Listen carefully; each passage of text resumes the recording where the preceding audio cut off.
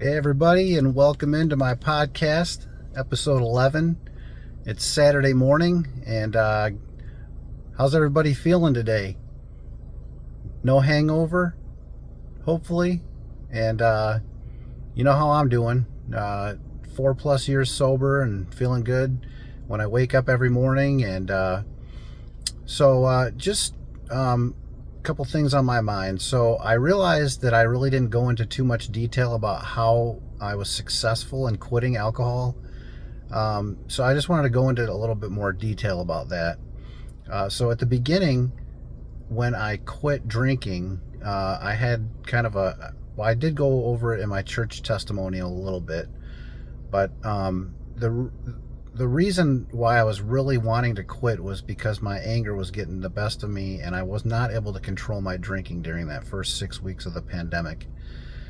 Uh, I was going through these cycles of just drinking like for 4 or 5 or 6 days in a row, and then just feeling terrible, and then overdoing it on the last day, and then waking up and feeling like I needed to take a break for a day, and then I would go start that routine over again. And I did that for about 6 weeks in the pandemic, and then I finally just had like a blow up at my family, and I woke up with just regret and just a racing heartbeat and just feeling totally miserable, worse than normal. And I just felt like this has got to change. This has got to be it. So I got online, and I started to look for any kind of quit lit that I could. I was looking for any kind of sober literature I could find. I was looking for any kind of help I could find, and I came across This Naked Mind by Annie Grace. I read that whole book in about 2 days, and at the end there was a website to get on the community.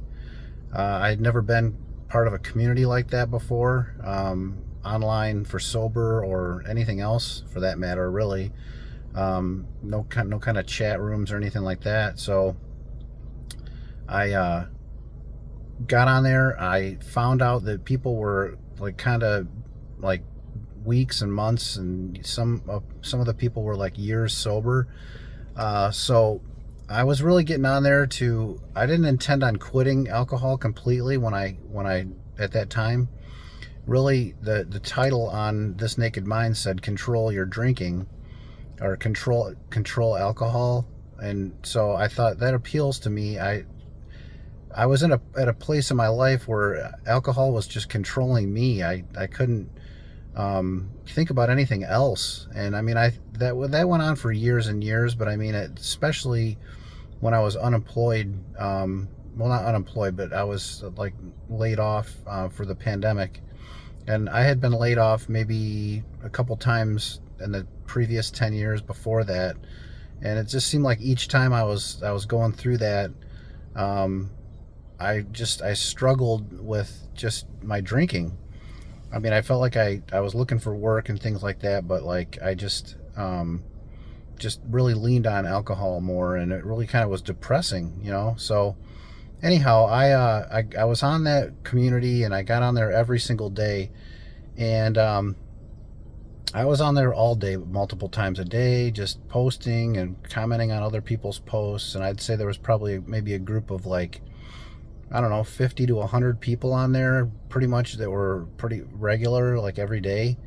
And whenever I'd have an urge to drink, I'd get on there, and I'd talk to my friends there, and then I would talk to my wife, and I would just share and be vulnerable about what I was going through and why I was feeling the way that I was. A lot of times it was guilty feelings.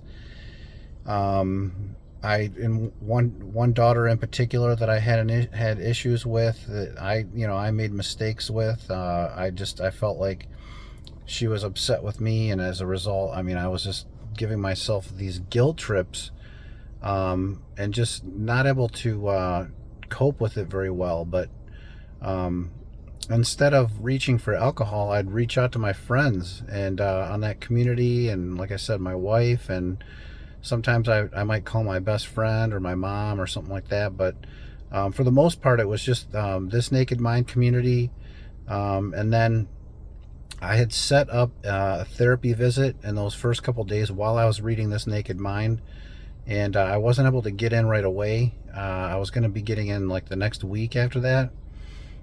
So it was going to be like day 9 without alcohol.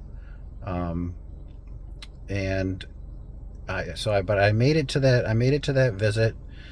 I had bought a case of beer and put it in the fridge, and I was intending on going to that visit, going home, maybe having a beer, cutting the lawn, and then having several beers after that. But I just happened to be, this was my second therapist at the facility that I was going to. I had been going to another one a couple years prior to that, so 2017, 2018 area. And he wasn't able to really help me fix the drinking. I did fix my relationships a little bit. I did get on medication, so Zoloft. And but as those couple years went by, I had to increase the Zoloft milligrams because the alcohol was offsetting the benefits of the Zoloft. So it was working, but the Zoloft was, but the alcohol was offsetting the benefits. So anyhow, when I got set up with that therapist in 2020, and he happened to be kind of like a recovery. I mean, he first off he was specialized in addiction recovery, and also he himself was an addict, and so he wasn't so much a drinker. He said he went through a bout of binge drinking, but his vice was more cocaine, and marijuana maybe, and some other stuff, but cocaine I think in particular. But anyhow, so he related, and that was the first therapist that I had that could kind of relate to me, as far as the addiction portion of it goes. Because up until this point, I really just called my drinking a habit, and it wasn't until I really kind of read this Naked Mind, and then I followed that up with Alcohol Explained by William Porter, and how addictive alcohol is, and it's not necessarily always just the drinker that's got the problem. You know, we give ourselves guilt and shame over our drinking, but it's an addictive substance. So knowing all that, and reading all that, and then going to therapy, and that, I really just it started to make more sense. And so my therapist in that first visit basically said that, you know, you're going to go home and drink, and you've already explained that you're going to do that, but I urge you to think about where you are with your drinking. Like, after you have 1, think about how you feel. After you have 2, same thing. How do you feel after 3, and so on. And when I got home and I gave my wife a hug and my daughters and went to my room, I could hear them out there laughing and having a good time. And also, I explained that a little bit in my church testimonial, but I thought I'd go a little more in depth about this, because I think it's going to help. I think it'll help people to know exactly how I quit drinking. And but anyhow, so I sat there, or stood there, and I thought, man, they're laughing, having a good time, and I could go to the fridge and drink and get a beer out and drink and drink and drink. And I thought, why would I want to wash away the voices of those people that I love so much? You know, it's like, it's such, alcohol is just so insidious like that. And it's like, I just really started to view it more like it was as poisonous than anything else. And I was really not finding any joy in even being buzzed or drunk anymore. It was almost like, you know, the pandemic, there was nothing to do. I typically would watch sports, so there was no sports. I ran out of shows to watch that was entertaining. I mean, I think my last show that I watched when I was drinking was Tiger King, and on Netflix, and it was like, you know, this is boring. This is just so boring. So I feel like I was blessed in that, you know, I quit during the pandemic when a lot of people's drinking accelerated. And but I kind of felt like, you know, we're homeschooling. Our daughter was in kindergarten that year, and I felt like, I don't know how long this is going to be going on. And I can't continue to wake up feeling like this. This has just got to end. And so it was like that day that I got back from the therapist that I decided, I think I'm done. Like, I don't want to drink. And that case of beer actually sat in my fridge for about 4 months. So like the rest of May, June, July, August, I think it was probably around my birthday maybe, that I just dumped it all out. I opened it one can after another and dumped it straight down the drain and put the recycling in the bag and just called it a day, and that was it. But it was interesting because my wife drinks. She drank and she still does, but it's just wine. But it's there's like a box of wine in the fridge, but it's like tucked behind everything, and I don't really see it. But it was in there, but I was never really a wine drinker, so it didn't really get bother me. I mean, her drinking a little bit kind of bothered me, and I talked to her about that, and just smelling it, and kind of just seeing it in our room, like in a glass and stuff. It kind of just bothered me, but it wasn't like I was an urge to drink. It was more or less just kind of like, I'm trying to get better, and I feel like it's better just to not have it around. And we weren't going to social gatherings or anything like that at this time, as everybody was at home and doing things like virtually, and that's just how it was. But lately, the last couple of years, I talked about how my church launched, and I've been reading the Bible, the Robert Roberts plan, and it's called in the U Version Bible app. And so I got on there, and that was my pastor's suggestion. He does that every year, and it breaks it down into like 10 or 15, sometimes 20 minutes, but it's usually right around 10 to 15 minute increments per day. And I got to this one part in Hebrews, and it's Hebrews 2:18, and it says, "For because he himself has suffered when tempted, he is able to help those who are being tempted." And temptation is a big thing, when alcohol was around, and when I was drinking, it was always like, I'm not even going to worry about, I'm not going to be worried about being tempted, because I know I'm going to drink. I'm just going to, that's going to be my afternoon or my night or whatever.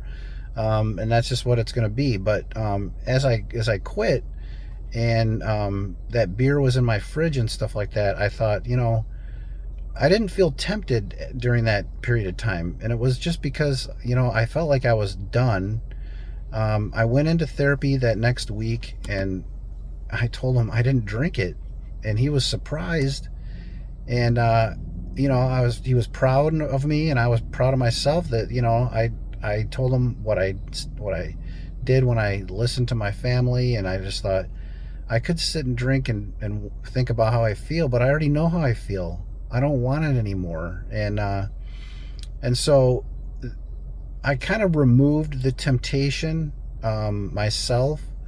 But going through life right now, and still being tempted to get angry, or just lash out, or just I can get myself anxious feeling that way, and it's tempting. But if we talk through it, and we have a community of people, which is probably the most important aspect of sobriety that I've noticed. I'm still parts of those groups, but I'm making these YouTube videos, and I'm maybe formulating like my own group, and I still have some friends outside of the Naked Mind family that we email back and forth with. And those are huge things for me, because they're even though I'm not tempted at this time to drink, there may be circumstances or things outside of my control that happen that make me want to escape. But the more I grow in my faith, and I pray, and I look towards Jesus, and I know that I know more now than I did then 2 years ago, and I know more I knew more then when I started that I knew before that. So I kind of always mocked prayer, and I kind of always mocked people that used it as a technique, but it really has worked in my life. And now that I think about and read like a passage like that, um, it really resonated with me. Because like if he can resist temptation and suffer through it, then I can too. And I talked about it in my church testimonial that I kind of knew about Jesus when I was like 12 years old, and that counselor had talked to me about, bringing in that bag of candy to that camp, and that I wasn't supposed to bring candy. And instead of like reprimanding me or, coming down hard on me, he was like, well, let's pray. And what do you know about Jesus? And what do you know how to pray, and that kind of thing. And he just taught me this simple little prayer. And I talk about it in my church testimonial. But it was just a simple prayer. And it's been huge in my life, especially these last couple years. And so to the point where it was like, I met my pastor, and I mean, I'm going to be interviewing him in a couple weeks and posting that on here, and I can't wait for it. It's going to be really cool. And part of the coolest like thing about making these videos is that it's all documented. It's out there, and we can look at it, and I mean, I can go through and review what I had talked about and that kind of thing. But it's out there for my daughter to see. It's out there for just whoever to watch. And my goal is to help, destigmatize drinking, and the shame and the guilt that we put on ourselves while we drink is just really, it's kind of unnecessary. I mean, I struggled with that for a really long time, and I really think that kept me drinking.